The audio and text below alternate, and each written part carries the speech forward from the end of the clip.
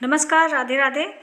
आज की कक्षा में हम हिंदी काव्य का पाठ 3 विनय पत्रिका जो तुलसीदास द्वारा रचित है। तो चलिए वीडियो को स्टार्ट करते हैं। कभू कहूँ यही रहनी रहूँगे, श्री रघुनाथ कृपाल कृपाते संत सुझाव गहूँगे। जथा लाभ संतोष सदा कहो, सो कछु न चाहोगे। परहित निरत निरंतर मन क्रम, वचन नेम निभाऊंगे। परुष वचन अति दुसह श्रवण, सुनित हे पावक न दहोंगे। विगत मान समशीतल मन, पर गुण नहीं दोष कहूँगे। परिहरि देहजनित चिंता, दुख सुख समबुद्धि सहोंगे। तुलसीदास प्रभु यही पथ रही, अबिचल हरि भक्ति लहोंगे। तो सबसे पहले बात कर लेते हैं जो कठिन शब्द हैं उनके अर्थ देख लीजिए। कभुक, कभुक का मतलब होता है कभी। रहनी, रहनी का अर्थ होता है जीवन। गहोंगे प्राप्त करना। काहू सो किसी से, निरंतर लगातार। निभोंगे निभाना। दहोंगो जलना। दहा दहा का मतलब होता है अग्नि। वचन वचन। इस पद में तुलसीदास जी ने अपने भावी जीवन के विषय में अभिलाषा प्रकट की है और पूछा है कि उन्हें संतों जैसा स्वभाव कब मिलेगा, कब नसीब होगा। कवि कहते हैं कि क्या कभी मुझे इस प्रकार का जीवन प्राप्त होगा। कब हो यहीं रहनी रहूँगे, कि क्या कभी मुझे इस प्रकार का जीवन प्राप्त होगा।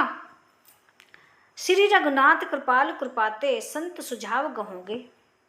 क्या मैं दयालु रघुनाथ जी की कृपा से संतों जैसा स्वभाव ग्रहण कर सकूंगा। जथा लाभ संतोष सदा का सो कछु न चाहूंगो। परहित निरत निरंतर मन क्रम, वचन नेब निभाऊंगो। मुझे अपने परिश्रम से जो कुछ भी प्राप्त हो जाएगा, मैं उसी में या उसी से सदैव संतोष मानूंगा। उसी में जो है मुझे धैर्य होगा और किसी से कभी किसी वस्तु की इच्छा प्रकट नहीं करूंगा। परुष वचन अति दुसह श्रवण, सुनते ही पावक ने दहोंगो। मैं मन कर्म और वचन से लगातार दूसरों का कल्याण करने में संलग्न रहूंगा और इस नियम का हमेशा पालन करता रहूंगा। मैं अपने कानों से अत्यंत कठोर और असह्य वचन सुनकर भी क्रोध की अग्नि में नहीं जलूंगा। अर्थात क्रोध की अग्नि में जलने का मतलब है अपमानित होने पर भी क्रोध नहीं करूंगा। विगत मान समशीतल मन, पर गुण नहीं दोष कहूंगो। मान अपमान की भावना से दूर होकर अपने मन को सुख दुख के प्रभाव से मुक्त और शांत रखूंगा। परिहरि देह जनित चिंता, दुख सुख समबुद्धि सहूंगो। मैं सदैव दूसरों के गुणों का वर्णन करूंगा, कभी किसी के दोषों का उल्लेख नहीं करूंगा।